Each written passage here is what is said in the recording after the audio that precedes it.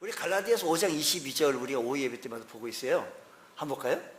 시작. 오직 성령의 열매는 사랑과 희락과 압평과 오래 참음과 자비와 양성과 충성과 아멘. 이게 여기 보니까 오래 참음과 그 다음에요 자비라는 겁니다. 성경은 이런 하나님의 성품을 하나님의 자비라고 얘기합니다. 특별히 오늘 본문에서는 헬라어 원어로 크레스토테스라는 말을 쓰고 있는데, 이 말은 하나님께서, 자비라는 말은 크레스토테스라는 말로 사용되어져 있는데, 하나님께서 하나님 백성들에게 최선을 다하여 남김없이 친절을 베푸신다라는 이 말이라는 거예요. 찾아보면요. 한번 우리 사람이 우리 성경을 읽을 때도요, 우리가 내가 내 입술로 이렇게 얘기하는 거하고 좀 다르거든. 듣고 많은 거하고요. 다시 한번 보여줄까요? 시작. 크레스토테스 자비라는 말은 시작.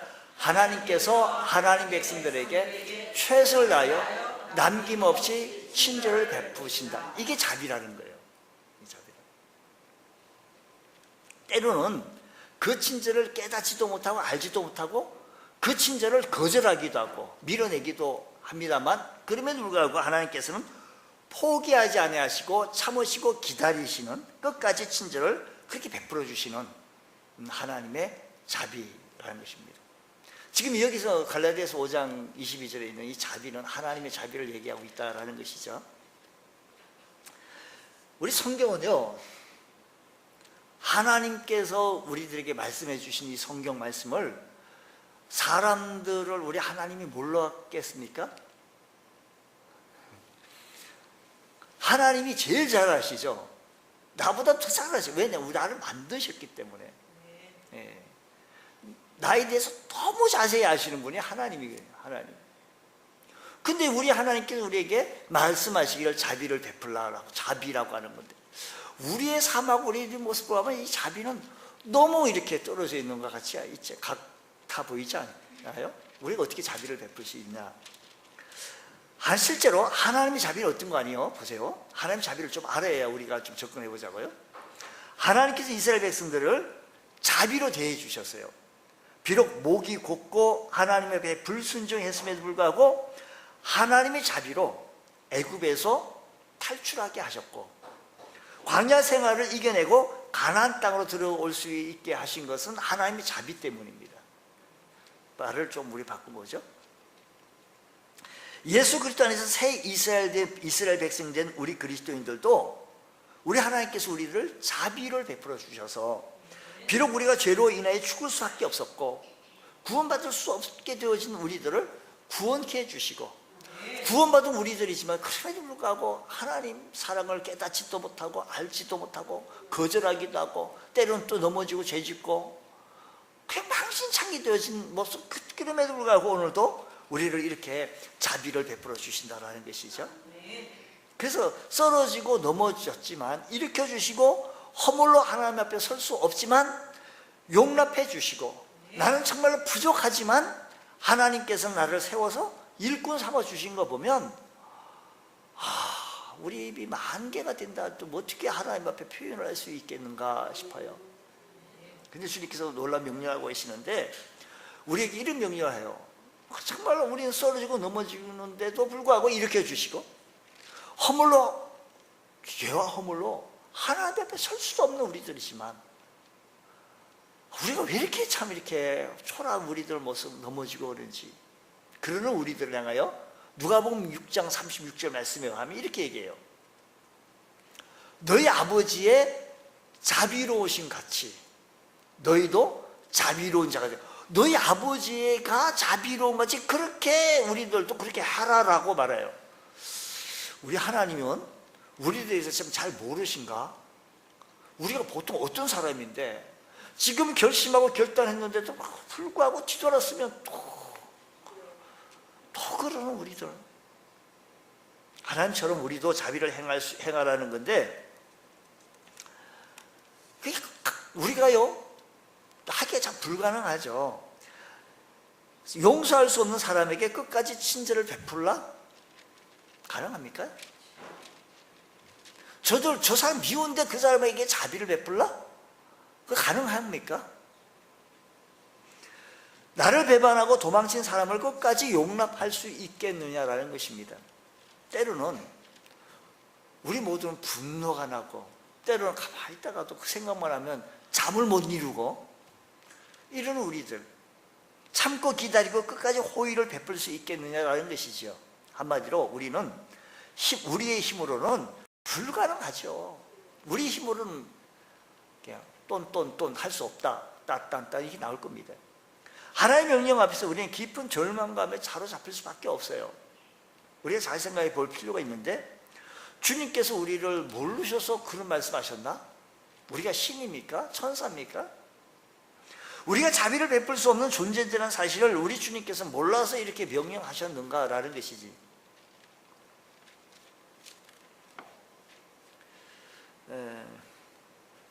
왜 그런 명령하셨을까? 우리는 그 답을 오늘 본문에서 찾을 수 있는데, 우리 힘으로는 도저히 불가능하지만 성령의 열매로 가능하다라는 겁니다. 그래서 이게 성령의 열매지, 사람이 노력한다고 해서 이를 악물고 뭐 어떻게 한다고 이게 되는 게 아니거든요. 그러니까 내 힘으로, 내 성품으로, 내 노력으로는 이 자비를 행할 수 있는 것이 아니라는 것이지요. 오직 성령께서 내 안에 계셔서 나를 주장하셔서 내 삶 속에서 주어지는 열매를 맺을 수 있다는 것입니다. 그렇습니다. 우리가 아무리 성격이 좋고 마음이 좋고 뭐 어떻게 착해도 주님께서 명하시는 이 자비를 행할 수 없지만, 성령의 열매로 가능하다라는 겁니다. 자기중심적인 자의 모습에 잠겨져 있기 때문에 우리의 본성 저 깊은 곳에서는 우리 모두 다 이기적이에요. 나를 중심에서 모습 보기 때문에 틀렸다 옳다 그러다라는 얘기예요. 하나님 말씀의 중심에서 뭐 틀렸다 그러다 길가 짧다 이게 아니고 나 중심에서, 우리 모두 이기적이죠. 그래서 다만 성령께서 나를 주장하셔서 내가 성령의 이끄심을 따라 순종하며 살아갈 때만이 이 자비를 행할 수 있다는 겁니다. 그러면 성령께서 어떻게 우리 안에서 자비라는 열매를 맺을 수 있겠는가? 성령께서 어떻게 우리 안에서 자비라는 열매를 맺을 수 있느냐? 그것은 하나님의 자비를 알고 하나님의 자비를 깨닫게 되어질 때 성령께서 우리 안에서 자비라는 열매를 맺을 수 있다는 겁니다. 먼저 우리가 알아야 될 게 뭐냐면 하나님의 자비를 알고 깨닫게 되어질 때. 자, 그러면 성경에서만 우리 노력은, 제가 지금 앞에 말씀드렸잖아요. 우리 노력으로 이를 악물고 뭐 개가 천선한다 그랬죠. 이게 뭐 안 되는 거잖아요. 근데 성령께서 어떻게 우리 안에서 자비라는 열매를 맺으시는가? 그것은 하나님 안에서 자비를 알고 깨닫게 되어질 때. 성경 속에는요, 그렇게 자비를 깨달은, 하나님의 은혜를 깨달았던, 하나님의 은총을 베풀었던 사람들이 많이 있는데, 그 중에 대표적인 인물이 다윗입니다. 여러분, 다윗 인물 참 유명해서 잘 압니다. 다른 사람보다 다른 뭐 인물이 유명했는데, 이 다윗은 뭐 하는 대로 앞에 얘기는 좀 빼고요, 뒤에 얘기는요, 사울 왕이, 그 나라 왕이 다윗 한 사람을 죽이려고 모든 국정을 접어놓고 추격하러 다녔으니까 군대를 거느리고, 참 힘든 상황 아니겠습니까? 다윗 삶이. 그런 상황에서 이제 역전됐어요. 이제 사울이 죽고 다윗이 왕이 된 거예요. 이제 다윗이 왕이 되어서 사울 왕조를 무너뜨리고 새로운 왕조, 다윗 왕조가 들어서게 되어지면, 보통 옛날에는요, 옛날에 왕들은 그렇게 관례대로 하면 왕가는 남김없이 그 전례 전 쪽에 있는 왕가를 멸하는 거예요. 멸절시키는 거예요. 게다가 사울 왕은 자기를 괴롭히기로 작정한 사람이에요. 결심하고 자기를 죽이려고 짜라왔던 사람. 내가 악신에 걸려 시달린다, 괴롭다, 힘들다라고 하면은, 그래서 뭐 퉁수를 캐라, 뭐 기타를 쳐달라, 뭐 수금을 쳐달라가 막 정말로 악신이 물러가거든요. 그때 정신 차려가서 창을 들고 던졌던 사람이 사울왕이에요. 그게 사울왕이잖아요. 그러니까 자기를 죽이려고 했던 사람, 그에 있는 가뭄들은 다 죽여야 되는 거예요. 그런데 다윗은 달랐습니다. 사울의 손자여 요나단의 아들 무비보셋, 아직 살아있다는 사실을 알게 되어졌고, 그를 왕궁으로 불러들입니다. 그를 따뜻하게 대해주실 뿐만 아니라 그의 기업도 재산도 다 회복시켜주고, 게다가 왕실에 들어와가지고 나의 식탁에서 가족처럼 함께 지낼 수 있는 특권을 그에게 줍니다. 그러니까 무비보셋 입장에서 바라볼 때 나는 정말로 죽어야 되고 숨어 도망 다녀야 되는 이런 망명을 가야 되는 길인데, 이렇게 축복을 해주고 은혜를 베풀어 주니까 무비보셋이 한 얘기가 있어요. 사무엘하 9장 8절 말씀 보면 무비보셋이 분에 넘치는 사랑에 감격하여, 너무 감격하여 이렇게 얘기합니다. 이 종이 무엇이기에 왕께서, 어떤 왕이죠? 그렇죠. 다윗 왕께서 죽은 개 같은 나를 죽은 개, 살아있는 개도 아니에요. 죽은 개 같은 나를 돌아보시나이까. 너무 은혜가 감사해요. 감격하여. 바로 다윗은 지금 무비보셋에게 하나님의 자비를 베풀고 있는 거예요. 하나님의 자비를. 사람이 할 수 있는 사람의 자비, 사람으로서 사람이 그건 아니에요. 하나님의 자비를 실천하고 있는 모습이 바로 거기에서 나타나고 있다는 것입니다. 그러면 다윗이 어떻게 이렇게 할 수 있는가? 사무엘 9장 3절 말씀 보면 그 얘기를 이렇게 얘기합니다. 이제 어떻게 해서 그렇게 하는 거 아니? 왕이 이르되 사울의 집에 아직도 남은 사람이 없냐? 내가 그 사람에게 어떻게 하는 거 아니? 내가 그 사람에게 하나님의 은총을 베풀고자 한다라는 거예요. 하나님의 은혜. 자기의 은총, 왕의 은총을 베풀려고 하는 것이 아니고 하나님의 은총을 베풀고자 한다는 것입니다. 사랑하는 성도 여러분, 오늘 우리들도 하나님의 은총, 하나님의 자비를 알고 깨달아지면요, 주님, 나도 정말로 이 자비가 우리 교회 내에서만이라도 좀 이루어지게 하여 주옵시고, 성령의 열매 가운데 이런 열매가 좀 맺어지게 하여 주옵소서. 원하고 사모하고 바라야 돼요. 우리 교회 내에서요, 우리 교회 온 성도들이, 많지도 않은 우리 교회 성도들이 하나가 되어지고 똘똘 뭉치면 호랑이 굴에도 들어가요. 서로 각자의 마음이 되고 마음이 다 틀려지면 뭘 할 수가 없어요. 뭘 하자 그러면 한 마음이 되고 일사불란하게 다 힘을 모아서 할게 되어질 때 역사가 일어나고 홍해 바다도 갈라지고 기적이 일어나는 거예요. 믿으시기 바랍니다. 그래서 이기적이기 때문에 나 중심적으로 하고 이기적인 나의 모습을 하고 나 판단해서 그걸 자꾸 하려고 하면 일이 특히 교회 같은 공동체 같은 경우는 뭐 이익단체가 아니잖아요. 우리 어디 다른 데 신고하더라도 우리 관에다 신고할 때도 비영리 단체라고 우리 교회라고 신고하잖아요. 우리 교회 이런 종교 단체를 갖다가 비영리 단체, 여기서 무슨 영리를 창출하고 무슨 뭘 하는 데가 아니잖아요. 사실은 그런 곳에서 우리가 이곳에서 뭐 돈 벌려고 하는 곳은 아니잖아요. 사실은 이것은 하나님 나라를 확장시키고 주의 복음이 아름답게 증거되어지기를 소원하는 우리 모두 예수님의 은혜로 구원받은 우리들, 나는 허물과 죄로 죽을 수밖에 없었던 우리들이었는데 하나님의 자비로 말미암아 사랑받고 분에 넘치도록 크신 은혜를 받고 하나님께서 인도해 주시고 은혜 감사하여 감격하여 오늘도 기쁜 마음으로 하나님을 찬양하고 감격하고 영광 돌리는 우리들의 심령의 모습이다라는 겁니다. 그렇다고 한다 우리 모두 하나가 되어져요. 서로 사랑하고 살아도 짧은 시간들이잖아요. 세월이 왜 이렇게 빨리 갑니까?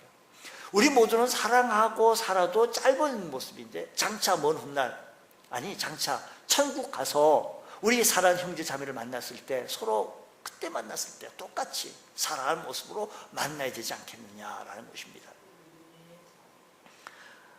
다윗은 자기의 은총이라 말하지 아니고 하나님의 은총을 베풀었던 것처럼 우리 모두는 하나님의 은총을 알고 깨달아서 이것을 행해 줄 수 있는 것. 다윗은 돌이켜보면 지금까지요, 자기가 왕이 되어진 것이 전적으로 하나님의 은혜인 것을 알았어요. 깨달았어요. 다윗이 그렇게 알고 깨달았다는 거죠. 보세요. 자기가 왕이 되온 것은 가뭄이 좋아가지고 왕이 됐을까요? 서울대학교를 졸업해가지고 왕이 되었을까요? 힘이 좋아서 똑똑해서 자기 실력이 뛰어나서 왕이 되어진 것 아닌 건 다윗이 알아요. 이걸 하나님의 은총이라는 걸 깨닫고 알고 깨달은 거예요. 도저히 헤어날 수 없는 사망의 골짜기를 수없이 일하면서 죽지 않고 살아남으면서 여기까지 오면서 왕으로 삼아 주신 것은 저 들판에서 들녘에서 양을 치는 나에게 은혜를 베풀어 주셔서 이렇게 세워 주신 것은 오로지 하나님의 은혜다. 여러분 날 때부터 여러분 사장 되셨습니까? 여러분 날 때부터 뭐 돈을 많이 거머쥐고 출생하신 분 있으십니까? 지금 여기까지 우리가 살 수 있고 자녀 키우고 여기까지 이렇게 살아올 수 있던 것은 오로지 하나님의 은총, 하나님의 은혜 알고 깨달으시기를 축복합니다. 그래야만 하나님의 자비를 베풀 수 있어요. 다윗이 이것을 알고 깨달았잖아요. 모두가 다 하나님의 은혜다. 자비로우신 하나님께서 자기를 돌보아 주셨기 때문에, 사랑하는 성도 여러분, 자비로우신 하나님께서 여러분을 이렇게 돌봐주셨기 때문에 여러분의 가정 속에 이나마도 은혜 주시고 행복하게 살 수 있는 거 아니겠습니까? 그 자녀들 보고 이렇게 얘기하세요. 우리는 하나님 은혜로 삽니다. 하나님의 은혜로 사니 자녀들 보고 이렇게 얘기하세요. 신앙생활 똑똑바로 해라. 믿음생활 확실히 하라. 제가 오늘 말씀 속에 여호수아에서 말 얘기하지 못한 부분 준비를 했지만 준비하지 않은 부분들이 많이 있는데, 사실 그들이 가나안 땅에 들어갔을 때 맨 처음에는 그들이 그 가나안 족속들이 있었어요. 너무 겁나가지고 쫓아내지 못했어요. 겁나서. 근데 나중에는 그 자기는 이스라엘 백성들이 힘이 있을 때는 쫓아내지 아니하고 힘이 있으니까 어떻게 하는지 아세요?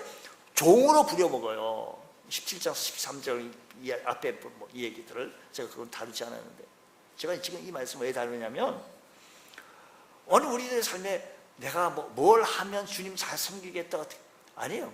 힘이 없을 때는 또 말을 또 바꿔보게, 돈이 없을 때는 내가 하나님 앞에 헌신하지 못하고 내가 돈만 있으면 내가 한다. 로또 복권 100번 10번만 당첨돼 봐라, 내가 얼마든지 한다. 근데요, 힘이 주어졌을 때는요, 하나의 명령대로 말씀도 하지 않으면 쫓아내지 못하고요, 종으로 부려버려요. 합리화시키는 거죠. 아, 이거 쫓아낼 게 뭐 있느냐, 같이 올려서 종으로 삼자. 여러분, 하나님의 은혜로 여기까지 왔으면 내 합리적인 것이 아니라 하나님의 은혜를 알고 깨달은 우리 주의 성도들이라고 한다면, 우리도 하나님의 은혜를, 은총을 베푸노라, 다윗처럼요, 그렇게 고백할 수 있는 것. 다윗은 철저히 깨달았습니다. 이제 자기가 조그만 자비를 베푼다 해도 그 모든 것은 하나님의 자비 때문이라는 사실을 알고 지금까지 받은 은혜를, 지금까지 받은 은총을 그냥 조금 나눈다라는 마음이 그에게 있었다라는 것입니다. 다윗이 이렇게 무비보셋에게 자비를 베풀 수 있던 것은 인간성이 좋아서가 아니에요. 다윗이 성품이 좋아서도 아니었습니다. 그것은 하나님의 자비를 체험했기 때문이에요. 사랑하는 성도 여러분, 우리 모두 하나님의 은혜를 체험하여 그 은혜에 감격하여 감사하며 살아갈 줄 아는 주의 성도 되시기 바랍니다. 다윗은 얘기합니다. 내 잔이 넘치나이다. 내 잔이 넘친다 고백할 수 있는 것은 자비를 깨달은 사람만이 알 수가 있고요. 그래서 얘기합니다. 하나님의 자비는 매일 아침 새롭고 매일 저녁 신선하다. 깨달은 사람이 그렇게 고백을 할 수 있다는 것입니다. 오늘 하나님의 자비가 새롭게 우리에게 임한다는 사실을 깨닫고, 우리 하나님의 자비를 내 삶의 현장 속에서, 아니 우리 교회 내에서라도, 다른 데서 좀 못하고 아직까지 내가 조금 부족해서 교회 내에서 좀 서로 자비를 베풀고 사랑하고 섬길 수 있는 은혜가 있기를 축복합니다.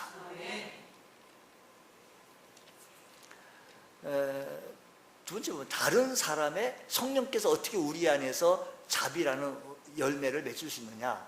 이웃의 어려움, 공경을 알고 느낄 수 있는 것. 그러니까요, 성령께서 어떻게 우리 안에서 자비라는 열매 맺을 수 있는 거 아니, 형제의 아픔을, 형제의 아픔을 느끼고 알게 되었을 때, 하나님처럼 우리 마음이 사실은 참 이렇게 예민하지 못해요. 누가복음에 보면 이렇게 합니다. 예루살렘아,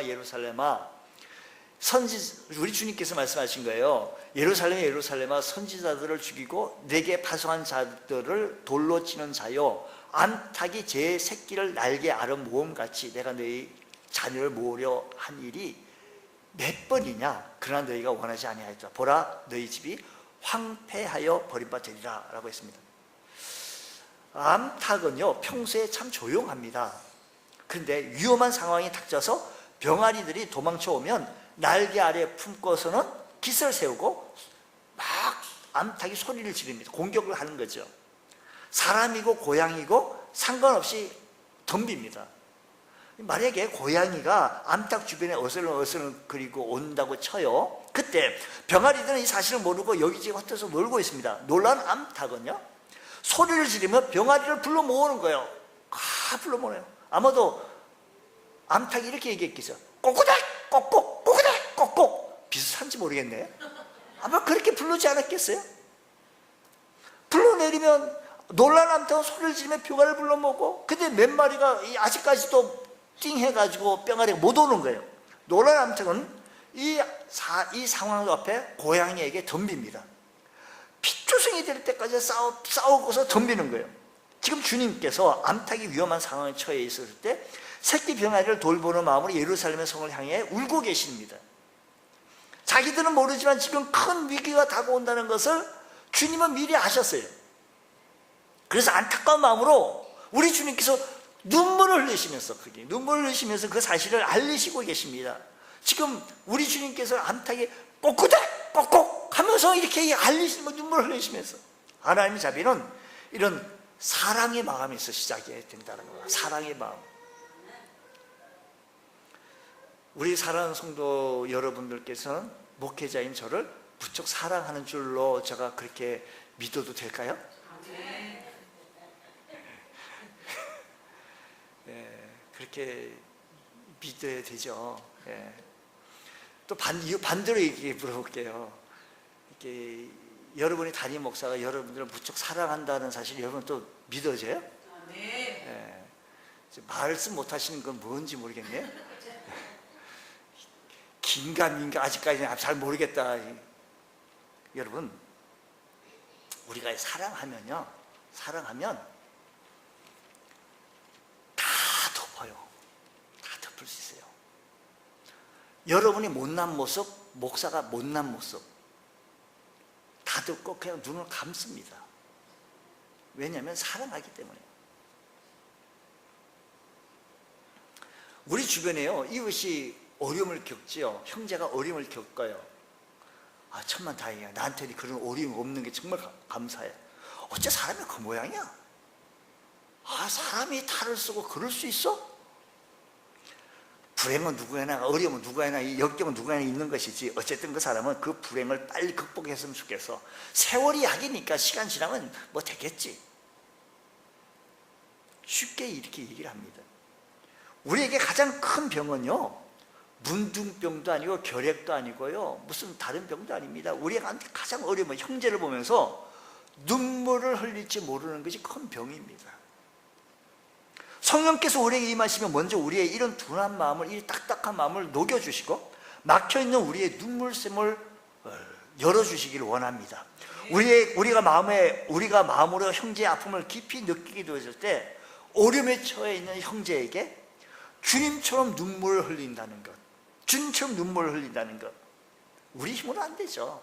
성령께서 우리 안에서 자비의 열매를 내어질 때만이 형제의 아픔을 바라볼 때 눈물을 흘릴 수 있어요. 저 아픔을 같이 아파하고요. 여러분이 목사를 사랑하는 마음이 있으면 목사의 허물을 보고 눈물을 흘리며 비난하기 전에, 야단하기 전에, 막 뭐라고 하기 전에 눈물을 흘리면서 안타까운 마음으로 험을 덮을 수 있는 것, 사랑하는 마음이 있을 때 가능해요. 역으로도 마찬가지예요. 여러분들을 사랑할 수 있는 마음을 가질 수 있도록 우리 모두가 함께 힘을 모아야 되겠다는 것입니다. 어떤 할머니가요, 할머니 할아버지 행복하게 잘 사는데 할머니가 먼저 돌아가셨네. 할아버지는 방에 나올 수가 없어요. 안 나오는 거예요. 온 동네 사람들이 이래도 안 되겠네, 저렇게 어떡하면, 안타까운 마음이 있었습니다. 근데 그 동네에 꼬마가 그 집에 들어갔어요. 그래서 얘기하고 나중에는 그 어린 꼬마하고 붙잡고 그 할아버지가 나온 거예요. 밖을 나온 거예요. 태양빛의 앞에 양지 넣게 나온 거예요. 어떻게 해서 너는 그래 할아버지하고 나오냐. 많은 사람들이 찾아가 봤지만 그 할아버지의 마음을 움직일 수 없었는데, 그 꼬마가 하는 얘기가 나는 그저 할아버지하고 함께 같이 울었어요. 울은 것밖에 없다는 겁니다. 함께 울 수 있는 것, 함께 아파할 수 있는 것. 뭐라고 야단하기 전에, 비난하기 전에, 비판하기 전에, 꾸짖기 전에 우리가 함께 울 수 있는 것, 어려운 가운데 형제의 마음을 같이 아파할 수 있는 것, 성령께서 은혜 주셔야 한다는 것, 은사라는 겁니다. 그래서 우리에게 성령의 열매인 것입니다. 주님, 우리 온 성도에게 성령의 열매가 맺어지게 하여 주셔서 우리가 하나가 되게 하여 주시고 한 마음이 되게 해 주셔서 사랑하는 마음이 있게 하여 주옵소서. 주님 닮는다면요, 주님 얼굴 닮기 원하면, 주님 마음 닮기 원한다면요, 그런데 주님은 이렇게 우셨다라는 겁니다.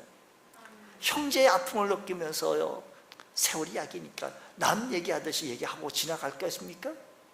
성경에 이런 얘기가 있어요. 선한 사마리아 이야기인데요, 어떤 사람이 예루살렘에서 여리고로 내려가다가 강도를 만났대요.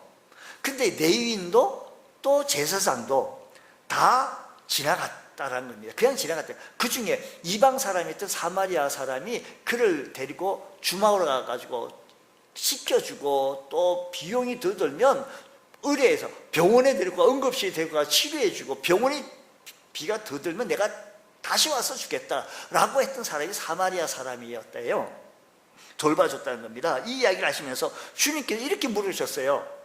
누가 강도 만난 사람이 이웃이 되겠냐라고 물었더니 율법사가 대답하기를 자비를 베푼 사람들입니다 라고 했습니다. 제사장도 레위인도 이 사람의 딱한 처지를 동정을 했을런지 몰라요. 제사장과 레위인도 아마 아유 안 되는데 했을런지는 몰라요. 그러나 자비를 실천하지는 못했습니다. 왜냐하면 실천을 하려니까 희생이 필요해요. 같이 아파야 되는 고난이 있어요. 실천하려고 한다면 시간도 자기의 물질도 때로는 자기의 땀도 내놓아야 되기 때문에 어려운 거죠. 우리가 왜 동정하면서 희생하지 못하고 자비를 베푸지 못하냐? 우선 내가 나서야 할 이유를 찾지 못하기 때문이죠. 만약에 예루살렘에서 예리고로 내려가던 사람이 강도 만났는데 지나가다 보니까 자기 친척이요, 자기 형이요, 자기 엄마요, 자기 아버지, 삼촌이요, 이걸 삼촌이 무슨 뭐 이런 관계 있는 사람이 그냥 지나갈 수는 없어요. 그 사람 보면 어이구 해서 상처난 거 닦고 아까 뭡니까 치료해주고 하지 않겠어요? 약도 발라주고요. 이렇게 한 사람 보고 자비를 베풀었다라고 얘기하잖아요. 이런 사람 보고요. 물론 강도 만난 사람의 부모나 친척이나 잘 아는 사람이라면 당연히 도왔을 것이고, 자기와 아무런 관계가 없는 사람한테는 이렇게 하기가 어렵다는 거예요. 왜? 우리 모두 이기적인 모습이에요. 또 도왔다고 해서 나중에 이 사람 도왔다 나중에 내한테 돌아올 보상이 뭐 있겠느냐라는 겁니다. 그러니까 사람을 볼 때 내가 자비를 베풀라니까 이런저런 모습이에요. 또 희생할 능력이 내게 또 부족한 거예요. 보세요. 괜히 이 가운데 끼어들었다가 골치 아픈 일도 생길 것 같고, 성가시기다 또 내 것 내주기가, 내 시간도 내 물질 양이 적든 말든 내주기 아까운 거예요. 그래서 피하에 지나갑니다. 성령께서 우리에게 임하시면 먼저 자비를 실천할 수 있는 것을 깨닫게 해주신다는 겁니다. 자비를 실천하는 것을 깨닫게 해요. 작은 실천할 수 있게 해주시는 것. 희생할 능력이 없었지만 작은 실천을 깨닫게 실천할 수 있는 것, 작은 것. 여러분, 우리에게 주님께서 우리의 처지와 형편을 다 아시는 께서 머리카락까지도 다 세심받으시는 우리 주님께서 우리의 모습을 모르시겠습니까? 그러나 주님께서 이 자비에 일어나는 것은 성령 열매니까 주님 작은 실천을 할 수 있는 능력, 형제의 아픔을 우리가 느끼게 하시고, 내가 할 수 있는 게 뭐냐? 그 형제에게 사랑할 수 있는 마음을 가지게 하시고. 좀 말을 바꿔봐요. 우리 담임 목사가 계신데 그 목사에게 정말 작은 실천을 할 수 있느냐라는 거예요. 내가 성령의 역사가 성령의 성품이 아니면은 말을 바꿔서도 마찬가지, 저가 돼요. 안 되는 거죠. 작은 실천할 수 있는 은혜를 주고 능력을 주시옵소서. 이것이 바로 성령의 열매로 자비를 베풀 수 있는 사람이라는 것입니다. 우리 교회에서도 선한 사마리아 주일로 1년에 한 4번 정도는 지금 지키려고 해요. 매번 분기별로 해서. 그래서 우리가 뭐 토요일마다 좀 무료 식사도 좀 해주고, 또 이렇게 공개되지 않냐 비공개로 좀 도울 수 있는 곳에는 좀 의무로 이렇게 좀 도울 수 있도록 그렇게 하는 시스템이 지금 구성되어 있죠. 뭐 도왔다고 해서 뭐 이렇게 주부에 광고하고 뭐 사람들이 알고, 이건 아니잖아요. 모르게 할 수 있는 거. 근데요, 이게요, 내가 직접 돕는 것보다 교회를 통해서 도면, 또 어느 교회를 선교하는 것도 맞아요. 내가 직접 하게 되면 사람을 의지하게 돼요. 근데 교회를 통해서 하게 되면 내가 안 나타나요. 내 모습이 안 나타나는 거죠. 우리는 내 모습은 안 나타나고 오직 주만 나타나게 되었을 때, 그게 다윗도요, 하나님 은총을 내가 베푸노라, 내 은총 베푸노라, 이게 아니라는 거예요. 그가 자비를 베풀어서 예수 믿게 하고 복음이 들어가게 하고 복음으로 그 사람이 새롭게 되어지기만 하면 내가 그를 향하여 무엇을 투자해도 내가 안 아깝다, 이런 마음 성령께서 주시는 거 아니겠습니까? 자비는 구체적인 실천으로 나타나야 되는데, 성령께서 우리에게 무엇인가 구체적으로 실천할 수 있도록 지혜도 주시고 해야 할 이유도 주시고 능력도 우리에게 주신다라는 것입니다. 이런 얘기가 있어요. 어린이를 조금이라는 거죠. 설탕을 조금 가지고는, 설탕 조금 가지고 음식 맛을 달게 할 수가 있고요, 비누를 조금 가지고 내 몸이 깨끗해질 수도 있고요, 손도 깨끗해. 비누 조금 가지고, 햇볕 조금 가지고 새 싹이 나오게 되고, 조금 담은 몽당 연필로 한 페이지 글을 쓸 수가 있고요, 조금 남은 양초 가지고 온 방을 밝힐 수 있는 것처럼 나의 조그만 사랑, 조그만 은혜를 베품으로 말미암아 우리 공동체가 활기 있게 잘 굴러갈 수 있는 은혜가 있게 되어질 것이다라는 겁니다. 주여, 내게 성령의 열매 자비를 알게 하시고 우리 모두 사랑의 마음을 가지게 해주시고 주님 마음 닮을 수 않은 믿음의 권속들 되게 하여 주옵소서. 이런 은혜가 있기를 주의 이름으로 축복합니다. 기도하겠습니다. 하나님 아버지, 감사합니다. 저희들에게 크신 은혜 베풀어 주셔서 성령께서 내게 역사하여 주시옵소서. 내 삶 속에 자비의 열매가 풍성히 맺어지게 하여 주옵시고 주님 뜨겁게 사랑하며 사랑하는 마음이 내 안에 있게 하여 주옵소서. 예수님 이름으로 기도드립니다. 아멘.